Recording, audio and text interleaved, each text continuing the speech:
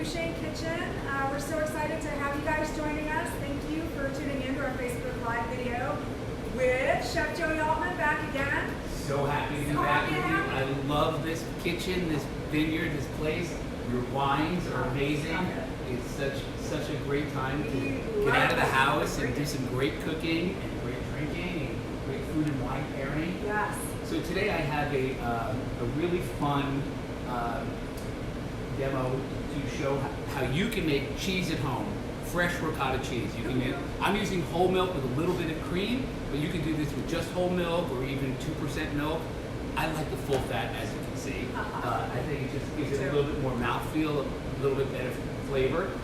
And then after I show you how to make the cheese, I'm going to show you 4 different toppings that you can do with seasonal vegetables and some fruits that will go great on these crostinis of fresh ricotta cheese.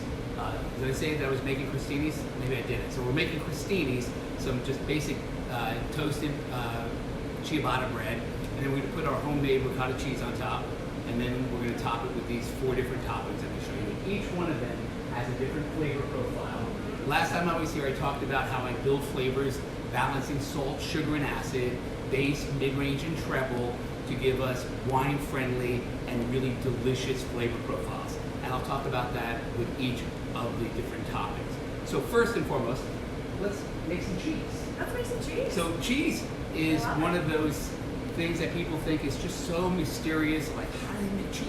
Some of it is pretty complicated and some things are really easy. They say that cheese actually was made by accident.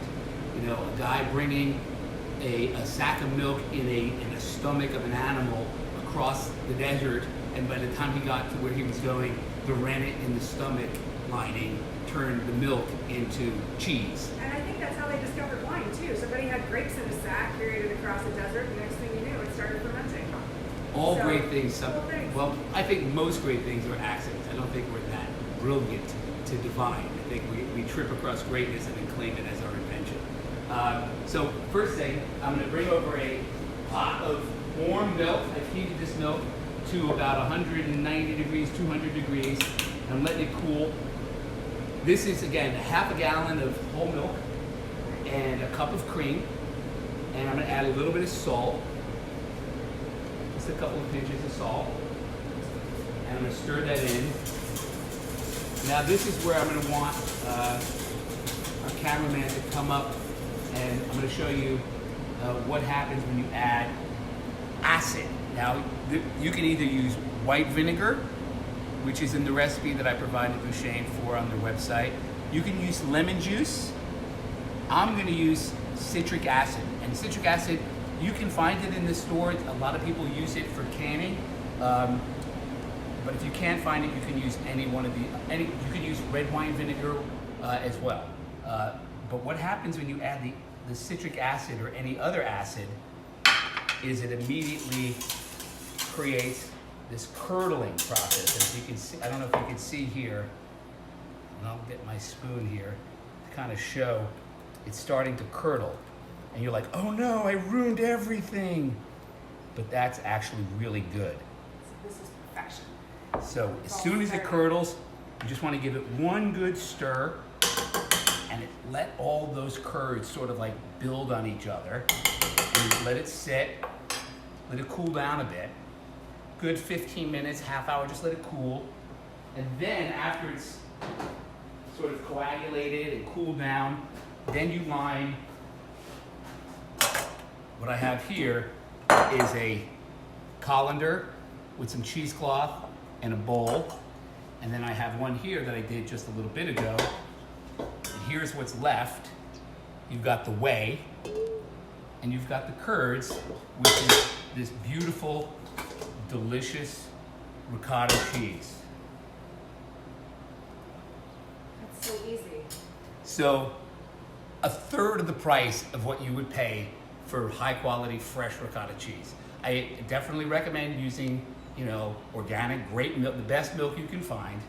And the longer you let this drain in the cheesecloth, the firmer it'll become. You can get this so you can drain this a couple of days in your refrigerator, and then you could put it in your low oven or whatever to dehydrate it, and you can have ricotta salata. You salt it a little bit more, and you can have a lot of fun with it. Do a lot of different things. So for right now, I'm going to set this aside. So once you have your ricotta that's drained and you're happy with the texture, Right. how long does it actually keep? It'll keep for at least 2 days, 3 days. In my house, my daughter eats it right away. It's one of her favorite things that I make. She just loves it. But I make it in batches just to last a few days because it takes so little time. Literally, that took me an hour of heating, making it, and letting it cool. And I prefer, actually, for you, I didn't want to make this yesterday and bring you day-old ricotta cheese. It would be still delicious, but I think it's really special when you have it on the crostini. It's still Fresh. Warm, and it's something to it. It has a little bit of a creamier texture that you can sometimes lose after you refrigerate, but it's still absolutely delicious. And it's also wonderful if you're going to make like a cannelloni filling or whatever, or lasagna, whatever you're going to use ricotta cheese for. Try doing it with fresh made ricotta. I think you'll be really, really happy with the results. We flip it in pancakes. Totally. With Why not? like lemon zest. Oh, totally. Why not? Absolutely. A lemon zest, a little bit of powdered sugar would be delicious, like cannelloni filling.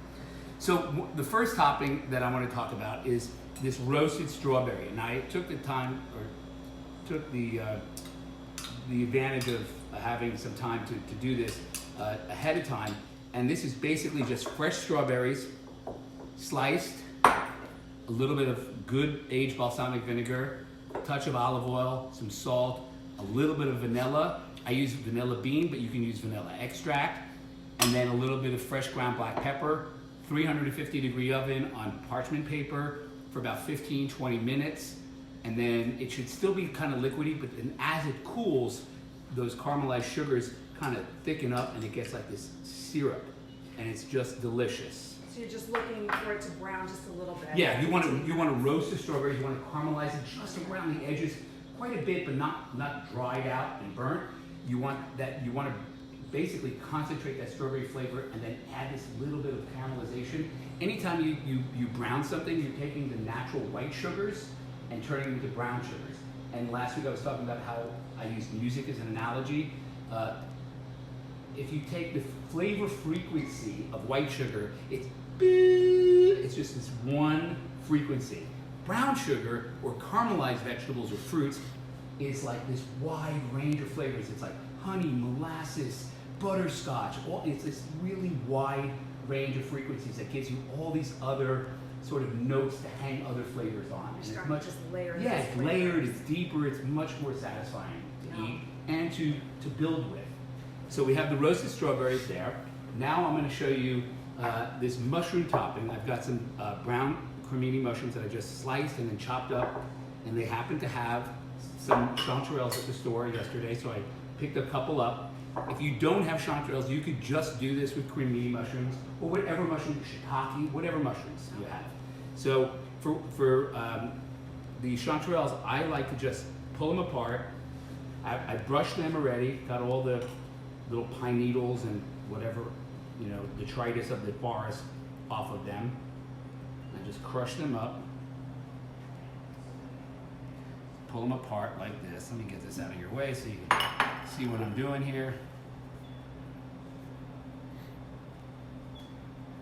And they just like shred really easily. And then I just kind of pile them together and I just give them a good whack. Give them a whack. Yeah, this is nothing too precise, really rustic. And now I'm going to heat up a pot on the stove here.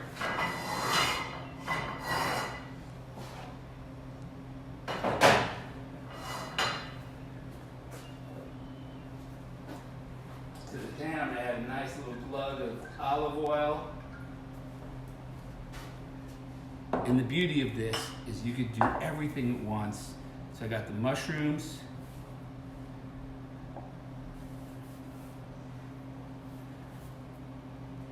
And I have some freshly chopped shallots, which is, if you don't have shallots, you can use red onion, yellow onion, whatever you like. I like shallots. Shallots is a hybrid of garlic and onion, so it gives me a little bit of garlic flavor. So I'm just going to put put those in there. I'm going to dump the mushrooms in there and let them just go. Set it, forget it. Mushrooms have so much liquid that as it starts cooking, the mushrooms are going to exude their liquid, and it's going to prevent it from burning. So I can just keep on moving on, build our other toppings while this is cooking in the background. The next one I'm going to show you is I have these Roma tomatoes that I halved, took out the seeds just with my fingers, and you know when you cut a Roma tomato in half, it has little the two sides where the seeds are. I just rub my fingers in there, remove the seeds, a little olive oil, salt, and pepper, put them on a sheet pan with some parchment paper, put them in the oven, and then after about 10-15 minutes, it roasts, and the skin just comes off really super easy like this. And again, what the roasting does is it just really concentrates the natural flavors of whatever you're roasting with. Tomatoes, carrots, cauliflower, whatever. Again, it just sweetens them up. So for this, I'm just going to take a couple of these tomato halves that have been roasted, 3, now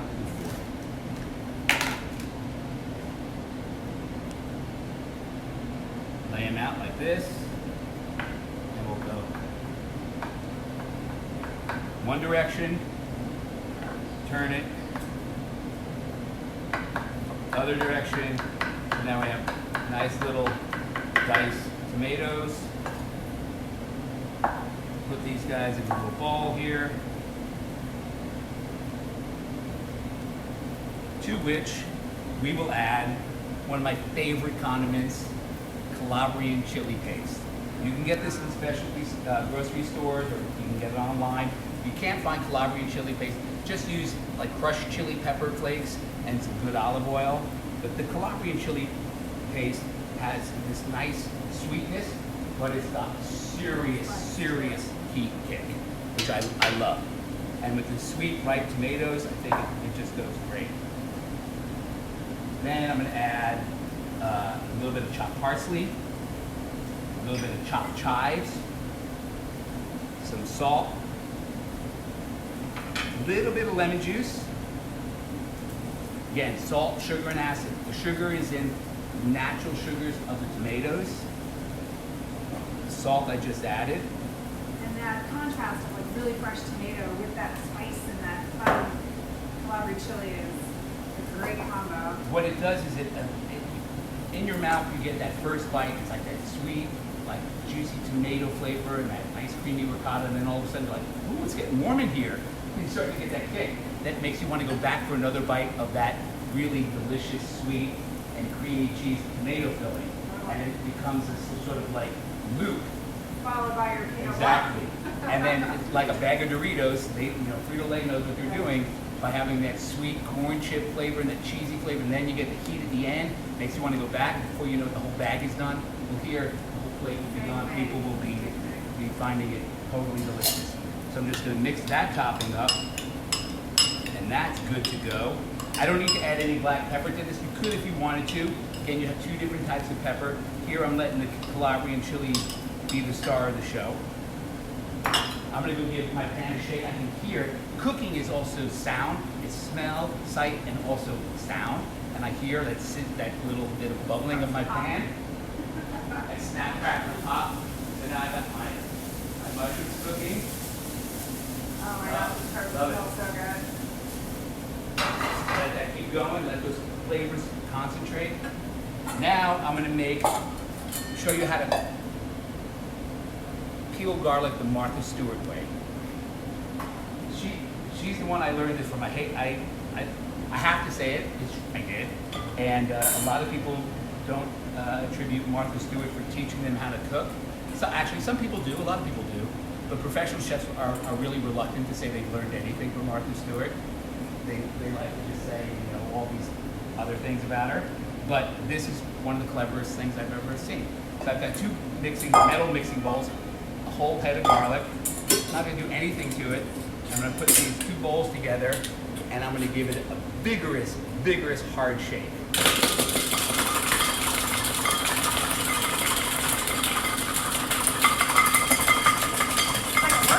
It is a workout. It's like that weight shake.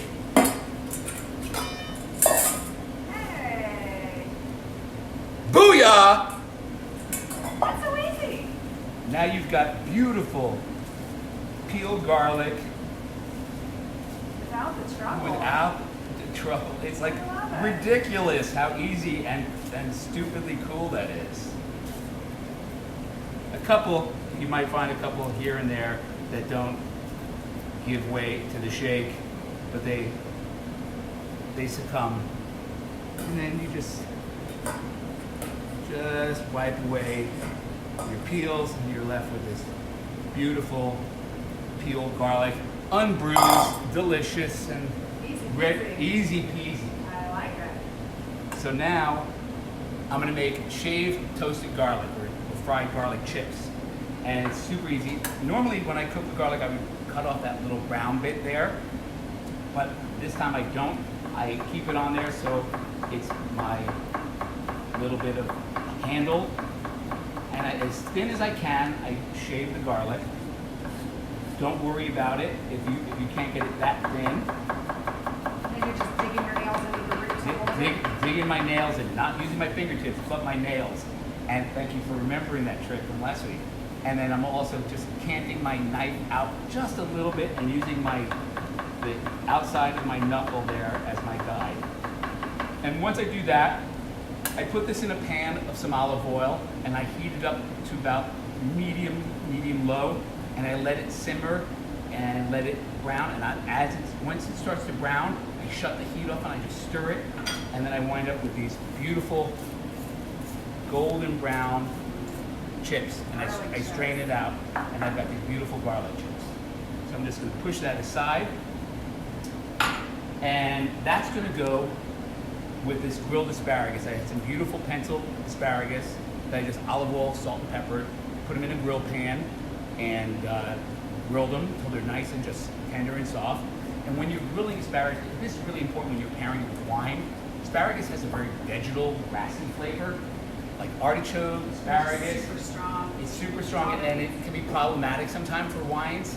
But if you grill them, you're bringing out their natural sweetness. All vegetables have some sort of sugar in them, and when you do this, you sort of bring that to the fore, and you round it out, and you make it much more wine-friendly. So what I'm going to do is just chop those up, and I want to do these kind of fine. Since these are all going to be toppings on a crostini, a small little crostini, you want everything to be kind of really tiny.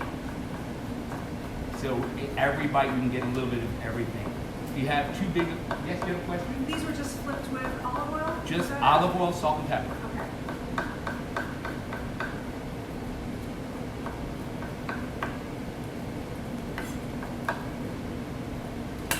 And I'm going to put these in the bowl.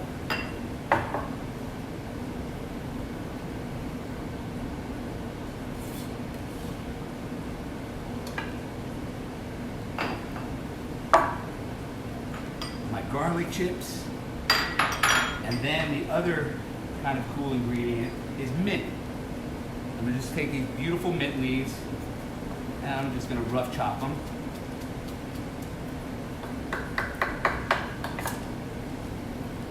So I got a little preview bite, and I have to tell you, the asparagus with the mint, with that crispy garlic, just to add that additional texture and the freshness of the mint and that really deep, like roasted asparagus flavor. Blown away. Such a phenomenal combo. A little bit of lemon, a little bit of salt, a little extra virgin olive oil, and now we have topping number 2 done. 3 done. Now our last one is the mushroom. Beautiful. So now you can see the mushrooms are nice and a little bit toasted and caramelized. Shallots are caramelized. The flavors are nice and concentrated. I'm going to add some chives.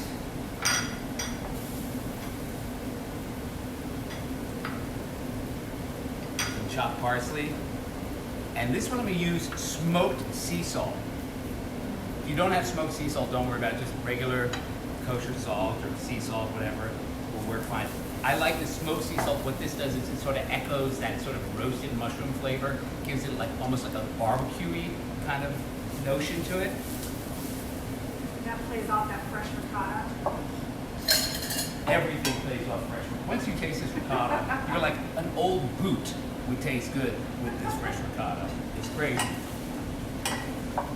Sometimes, you know, again, cooking is so much more fun and easy when you have great ingredients. And when you're starting with these great fresh ingredients or fresh homemade ricotta, it's hard to go wrong. So I just want to show everybody really quick here the different toppings that we're going to be using. We've got the asparagus with mint and garlic chips, a little lemon, olive oil, salt and pepper, the tomato with the parsley, Calabrian chilies, lemon juice, and olive oil that have been roasted. And then we have the strawberry. The last little garnish I'm going to make here, for the roasted strawberries, I like to add a little bit of fresh strawberry that's just chopped up, like a little bit of strawberry salsa kind of thing, a little strawberry garnish. This way you get both that roasted concentrated strawberry flavor as well as that fresh bright strawberry, and again also that crunch. Texture is super important when it comes to building different dishes. You know, having creamy and crunchy, soft and chewy, is really gives your mouth a little bit more sort of interesting textures to enjoy. So now, Full experience. the full Monty. So I have our croutons here. Let me move this out of the way here so you can all see better.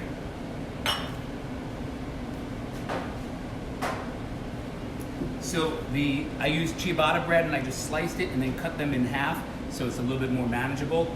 Olive oil, salt and pepper on the pan, put them on, flip them over, so on both sides. And I toasted them so they're crispy, but they're still somewhat soft. So you're not like, it's not like a cracker that's just gonna fall apart in your mouth. It has a little bit of more mouth feel to it. It's just slightly, it's toasted, but slightly soft as well. I just like that texture. And would that be an oven like at 400 degrees? You can do it. The oven here you have, which is an amazing oven. It is like, 10, 9, 8, 7, 6, I don't know what 6 is. I don't know what 4 is. I just put it at medium high and just stood by the oven for a few minutes. This took like 5 minutes in a hot oven. And because also sometimes if the bread's a day older, it'll toast up quicker. So just watch it and you can touch, open the door after a few minutes, touch it, and you can get a sense when they're going to be ready. So now,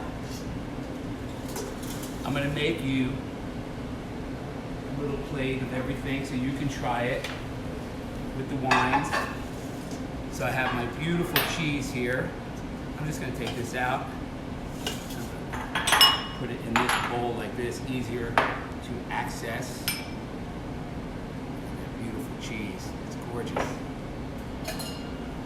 And then you just take one of these croutons, right, and you just smear that on there like that, or smear that on. You don't need a lot, a little goes a long way. Basically, this is food glue. I'm using this cheese to glue all that other delicious stuff on there. So we'll start with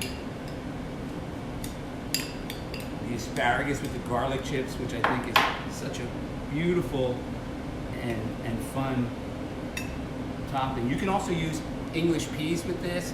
Even roasted or grilled broccoli chopped up would be great combination for this. And then we have our strawberry. And even though this is strawberry, this is because of the balsamic vinegar and the black pepper, you really get a nice savory quality to it. Put some fresh strawberries on there like that. And then I'm going to hit it with a little fresh ground black pepper. Then we have wild mushroom topping. Gosh, it smells amazing in here, Chef. It does. So good. Now, some people aren't into this, but I am. This is a white truffle oil. Just going to put a little bit of that on there. Again, you don't need it, but you want to go the extra mile. I think it adds a nice little touch to it. And then the Calabrian chili kissed roasted tomato. Boom. And then a little bit more fresh parsley right on top like that. Clean that up there. And then we have our 4 beautiful crostinis. The colors, so pretty. It's like spring, summer, 11, up to 11.